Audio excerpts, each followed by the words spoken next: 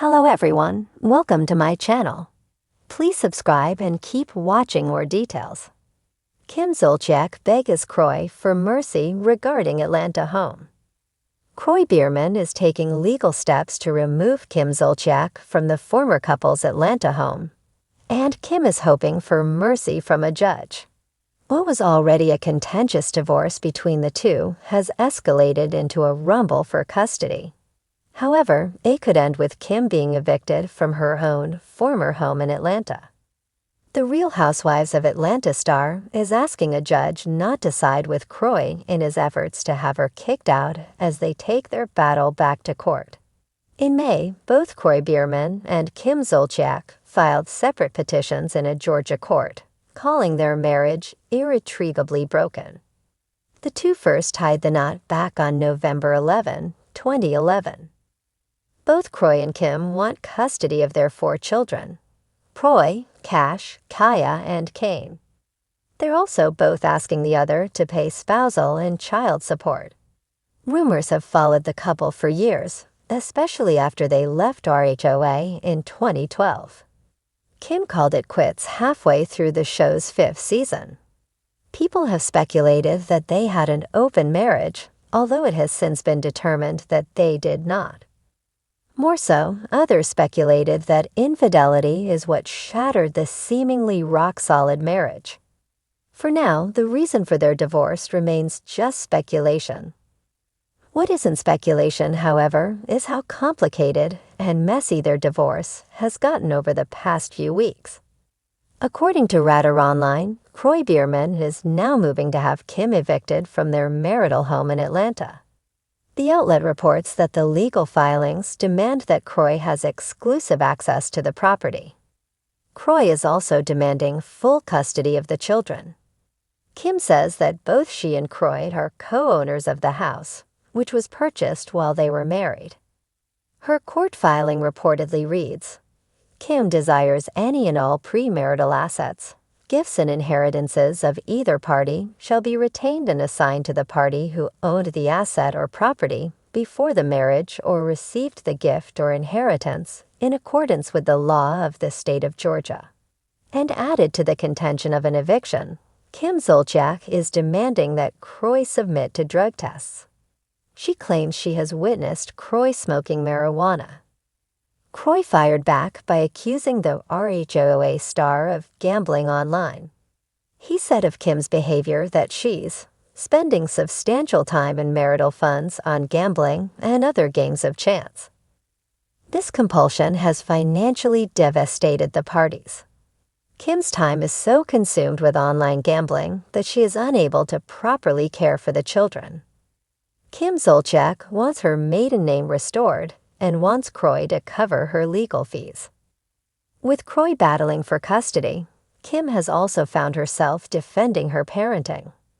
The reality star says she is a loving, fit, and proper parent to have joint legal and primary physical custody of the kids. Now, Kim hopes for mercy from a judge as she hopes to avoid losing the Atlanta home she loves. Kim Zolciak paced around her luxurious Atlanta home, her heart pounding in her chest as she replayed the last few months over and over in her mind. The sprawling estate that once felt like a fortress of her family's success now felt more like a crumbling monument to a life that had spun wildly out of control. Every chandelier, every marble floor, every ornate fixture, each had once represented the peak of her glamorous life. Now they felt like chains around her neck, pulling her deeper into the chaos she and Kroy Bierman had created. The silence in the house was deafening, and the tension thickened with each passing second. Kroy's presence loomed heavy over her thoughts. Once her partner in everything, Kroy had become something different, colder, angrier. She understood why. He had watched as their financial troubles spiraled out of control, as their dream life teetered on the brink of collapse. And now, here they were, Kim on the verge of losing everything she had fought for, with Kroy standing on the other side of a widening chasm. The mansion was a palace of their joint dreams, their 4 children running through the halls like little princes and princesses. But all of it was at risk now. The mounting debts, the bills, the extravagant lifestyle, it had all caught up to them.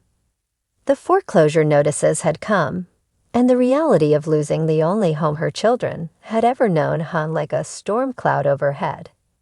Kim's grip on the edge of her reality was slipping, and she could no longer afford to pretend everything was fine. Kim's breath hitched as she thought about Kroy. He had been her rock, her protector, the man who swept her off her feet. But now he seemed different, a stranger living in the house. She knew she had to speak to him, plead with him, before it was too late. The door to Kroy's study was slightly ajar, and she could hear the faint rustle of papers inside. Taking a deep breath, she pushed the door open and stepped inside. Kroy was sitting at his desk, eyes fixed on a stack of documents, his broad shoulders tense. His once kind face was hard, lines of worry etched deeply into his forehead. "Kroy," Kim said softly, almost a whisper. He didn't look up. The silence stretched, and for a moment, she thought he might ignore her entirely. "What is it, Kim?" His voice was cold, distant, so unlike the warm, loving man she had known. I just want to talk," she stammered, wringing her hands nervously. "About the house, about everything." He finally looked up, his blue eyes piercing into hers with a mixture of frustration and exhaustion. "There's nothing to talk about. You've seen the notices, Kim. We're out of time." Tears welled up in her eyes, but she blinked them back. I know things are bad, Kroy. But this house, this is our home. The kids, they need stability. We need stability. Please, can't we figure something out?" Kroy sighed heavily, rubbing a hand over his face. "We should have figured something out months ago, but you." He paused, shaking his head. "You refused to listen. You kept spending, kept living like we had money to burn. And now look where we are." "I didn't know it would get this bad," she pleaded, stepping closer. "I thought things would turn around. I was trying to hold on to the life we built, for the kids, for us." "For the kids?" Kroy's voice rose in disbelief. "Or for your image? For that Real Housewives persona you can't seem to let go of." The accusation cut deep, and Kim flinched. She had heard it before, too many times to count. The lavish lifestyle, the over-the-top spending, the need to keep up appearances had been part of their downfall. But she wasn't ready to give up. Not yet. "Kroy, please," he whispered, her voice cracking. "We've been through so much together. I don't want to lose this house. I don't want to lose you. We can still fix this. I'll change, I swear. I'll do whatever it takes. Just don't give up on us." Kroy stood up from his chair, his towering figure intimidating, but there was a flicker of something softer in his eyes. He had always loved Kim deeply, even when her flaws were glaring. And as angry and frustrated as he was, part of him still did. "Kim," he said, his tone gentler now, "it's not just about you or me anymore. It's about our family, our kids. We've been living in a fantasy for too long. This house, it's a symbol of that. And as much as it hurts, maybe we need to let go." Her heart sank. "No," she breathed, shaking her head. "This house is our life, Kroy. It's where our kids grew up, where we built our family. We can't just walk away." "And what's the alternative?" He shot back, frustration bubbling up again. "Keep drowning in debt.